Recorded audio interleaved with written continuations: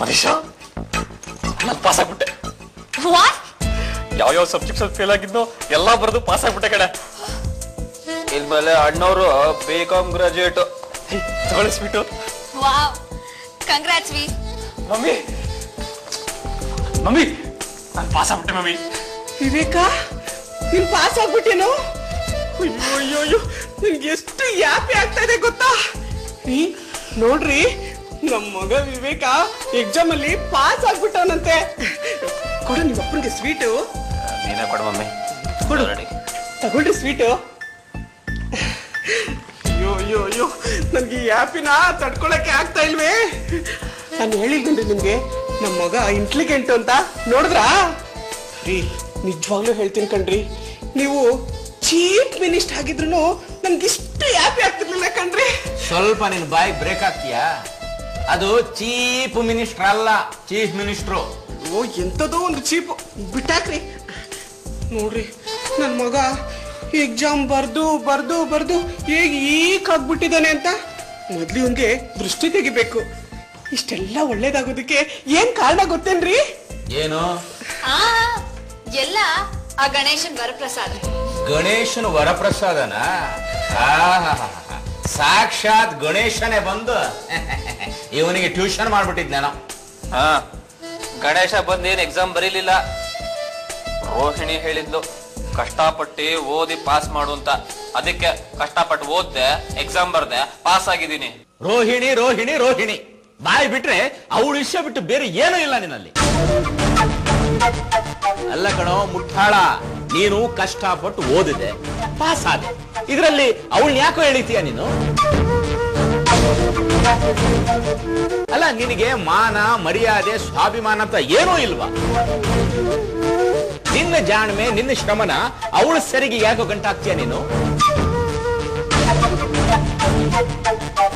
Rohini ಹೇಳ್ಬಿಟ್ಲಂತೆ, pass ಆಗ್ಬಿಟ್ಲಂತೆ. ಏನ್ ದೊಡ್ಡ ಇವಳು ಅವಳು? ಅಪ್ಪ ನೀನ್ ಸ್ವಲ್ಪ ಸುಮ್ಮನೆ ಇರ್ತೀಯ? ನನಗೆ ಓದಿ ಪಾಸ್ ಮಾಡೋಷ್ಟು ಬುದ್ಧಿವಂತಿಕೆನೇ ಇರ್ಲಿಲ್ಲ. ರೋಹಿಣಿ ನನ್ನ ಎನ್ಕರೇಜ್ ಮಾಡಿದ್ಲು, ಧೈರ್ಯ ತುಂಬಿದ್ಲು. ಅದರಿಂದನೇ ನಾನು ಇವತ್ತು ಪಾಸ್ ಮಾಡಿದ್ದು. ಸುಮ್ಮನೆ ಅವಳ ಬಗ್ಗೆ ಕೀಳಾಗಿ ಮಾತಾಡ್ಬೇಡ ನೀನು. ಒಂದು ವಿಷಯ ಹೇಳ್ತೀನಿ, ಚೆನ್ನಾಗಿ ಕೇಳಿಸ್ಕೊಳ್ಳಿ. ಇನ್ನು ಮುಂದೆ ಈ ಮನೆಯಲ್ಲಿ ರೋಹಿಣಿ ವಿಷಯ ಆಗ್ಲಿ, ಅವಳ ಹೆಸರಾಗ್ಲಿ ಎತ್ತು ಕೊಡುದು. ರೋಹಿಣಿ ರೋಹಿಣಿ ರೋಹಿಣಿ ರೋಹಿಣಿ. ಇಂಥ ಹುಚ್ಚು ಮಗನ್ನ ಪಡನಲ್ಲ ನಾನು ಯಾವುದ್ರಲ್ಲಿ ಹೊಡ್ಕೊಳ್ಳಿ?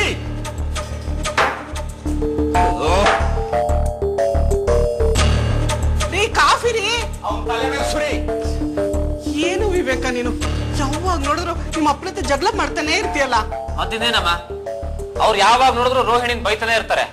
ಇವತ್ ನಾನು ಪಾಸ್ ಆಗಿದ್ದೀನಿ ಅಂದ್ರೆ ಅದಕ್ಕೆ ಕಾರಣ ರೋಹಿಣಿ, ಬೇರೆ ಯಾರು ಅಲ್ಲ. ಅವಳ ಬಗ್ಗೆ ಕೆಟ್ಟದಾಗಿ ಮಾತಾಡ್ತಾ ಇರಬೇಡಿ.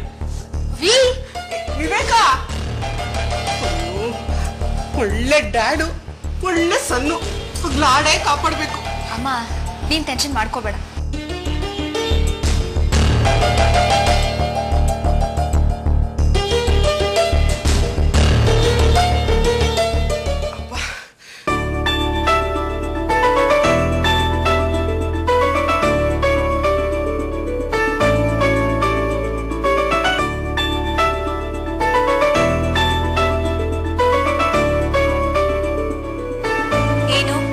ಮದ್ವೆಗೆ ಹೋಗಿ ಬಂದಾಯ್ತಾ? ಇದೇನಿದು? ನಾನ್ ಕೊಟ್ಟಿರೋ ಒಡವೆ ತರ ಕಾಣ್ತಾ ಇಲ್ವಲ್ಲ?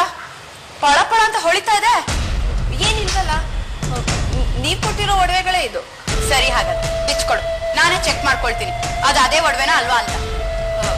ಇಲ್ಲ ಇಲ್ಲ, ಈಗಲೇ ಬಿಚ್ಕೊಡೋದಕ್ಕಾಗಲ್ಲ. ಒಂದ್ 10 ದಿನ ಆದ್ಮೇಲೆ ಕೊಡ್ತೀನಿ. ವಿದ್ಯಾ, ಕೊಡ್ತೀಯ ಇಲ್ವಾ ಈಗ? ಕೊಡಲ್ಲ. ಮಾವ ಮಾವ ಇಲ್ಲಿ ನೋಡಿ ಮಾವ, ಎದ್ದೇಳಿ ಮಾವ. ನೋಡಿ, ಆ ವಿದ್ಯಾವತಿಗೆ ಒಡವೆ ಕೊಟ್ಟಿದ್ದೆ ಮದ್ವೆಗೆ ಹಾಕೊಂಡು ಹೋಗೋದಕ್ಕೆ. ಈಗ ನೋಡಿದ್ರೆ ಅದನ್ನ ವಾಪಸ್ ಕೊಡಲ್ಲ ಅಂತ ಹೇಳೆ. ಅದು ಅಲ್ಲದೆ ಆ ಒಡವೆಗಳು ನಾನ್ ಕೊಟ್ಟಿರೋ ಒಡವೆಗಳ ತರನೇ ಇಲ್ಲ, ಪಳ ಪಳ ಅಂತ ಹೊಳಿತಾ ಇದೆ, ಹೊಸ್ತುಗ್ ತರ ಕಾಣ್ತಾ ಇದೆ.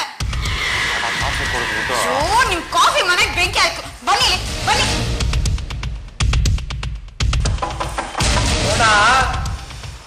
ಪೂರ್ಣ ಬಂದಪ್ಪ. ಬಾರೋ. ಏನಪ್ಪ? ಏನಪ್ಪ ಮದುವೆಗೆ ಹೋಗಿದ್ಯಾ? ಅಡಿಗೆ ಎಲ್ಲ ಚೆನ್ನಾಗಿತ್ತಾ? ಊಟ ಮಾಡ್ದ್ಯಾ? ತಾಂಬೂಲ ಅಲ್ಲೇ ಇಲ್ಲದಪ್ಪ. ನೋಡಿ ತಾಂಬೂಲ ಒಳ್ಳೆ ಹೋದಳು. ಏನಾಗಿದೆ ನಿಮ್ಗೆ? ಒಡವೆ ಬಗ್ಗೆ ವಿಚಾರಿಸಿ ಅಂದ್ರೆ ತಾಂಬಳ ತಂದ್ಯಾ ಮಾವಿನಕಾಯಿ ತಂದ್ಯಾ ಅಂತ ಕೇಳ್ತಾ ಇದೀರಲ್ಲ, ಒಡವೆ ಬಗ್ಗೆ ಕೇಳಿ. ಹೇಳ್ತೀನಿ ಇರುತ್ತಾಯಿ, ಕೇಳ್ತೀನಿ. ಎಲ್ಲಪ್ಪ ನಿನ್ನ ಹೆಂಡತಿ? ಇಲ್ಲ ಬಂದ್ಲಲ್ಲಪ್ಪ. ಮಾಮತಾಯೇ ಬಾ. ಏನಮ್ಮ ಮದ್ವೆಗೆ ಹೋಗಿದ್ಯಾ? ನಿನಗೆ ಮದ್ವೆಗೆ ಹೋಗಕ್ ಒಡವೆ ಬೇಕು ಅಂತ ಕೇಳಿದ್ದೆ ಅಲ್ವಾ?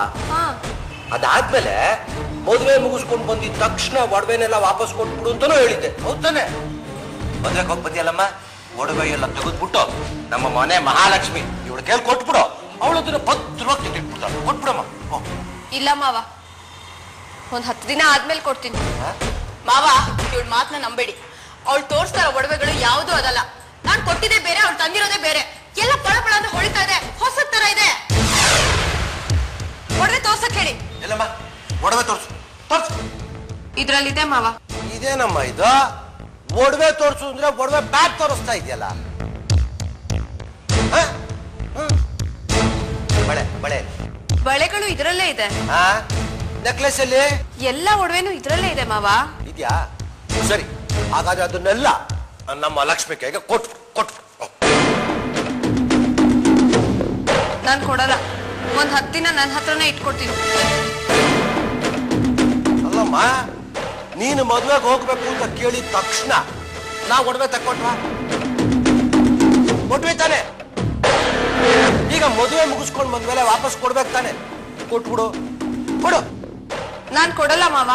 ಇದು ನಮ್ಮಪ್ಪ ನನಗ್ ಕೊಟ್ಟಿರೋ ಒಡವೆಗಳು. ಲೇ ದರಿದ್ರ, ಲೇ ಗೂಬೆ, ಅದೇನದು? ನಾನು ಒಡವೆ ಕೇಳ್ತಾ ಇದ್ದೀನಿ ತಾನೆ?